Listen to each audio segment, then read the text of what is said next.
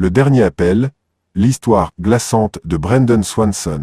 Introduction, voix off grave et calme. Cette histoire n'est pas une légende urbaine. Ce que vous allez entendre s'est réellement produit. Un jeune homme a disparu sans laisser la moindre trace. Son dernier appel téléphonique est encore plus inquiétant que sa disparition. Installez-vous confortablement, éteignez les lumières et écoutez bien.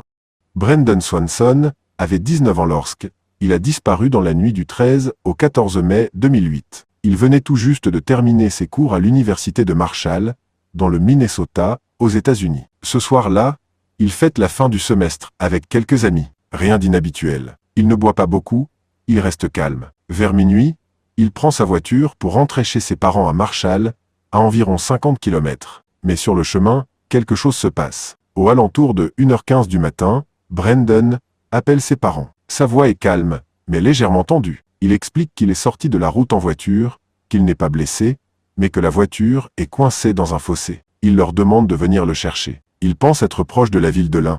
Ses parents montent immédiatement dans leur voiture et partent à sa recherche. Pendant tout le trajet, Brendan reste au téléphone avec eux. Et c'est là que tout devient étrange. Il leur dit « Je vois des lumières au loin, sûrement une ferme, je vais marcher vers elle. Je vous guiderai ». Pendant plus de 45 minutes, ils parlent au téléphone. Brendan décrit ce qu'il voit.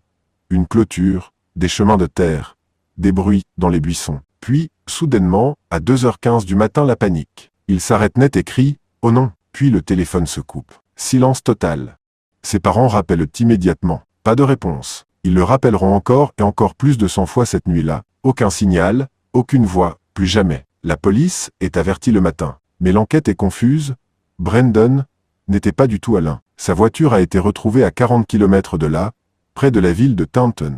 Comment a-t-il pu se tromper à ce point? Des recherches massives sont lancées. Drones, hélicoptères, chiens, bénévoles. Rien, aucune trace. Pas de corps, pas de vêtements, rien. Les chiens pisteurs ont suivi son odeur pendant près de 5 km puis brusquement, plus rien. Comme s'il s'était littéralement volatilisé. L'un des enquêteurs, choqué, déclara « C'est comme s'il avait été effacé de la surface de la Terre. » Aujourd'hui encore, plus de 15 ans après, personne ne sait ce qui est arrivé à Brendan Swanson. Son corps n'a jamais été retrouvé. Son téléphone non plus. Son dernier cri, capté par son père, reste le moment le plus glaçant de cette affaire. Certains pensent qu'il est tombé dans une rivière, d'autres qu'il a été attaqué. Certains vont même jusqu'à parler de phénomènes inexpliqués. Mais une seule chose est sûre, Brendan a disparu cette nuit-là, et il n'est jamais revenu. Conclusion voix off, les mystères les plus effrayants sont souvent ceux qui sont bien réels. Brendan Swanson est l'un de ces mystères. Un jeune homme qui marchait seul, dans le noir, avant de s'éteindre dans le silence. Et vous, qu'auriez-vous fait à sa place?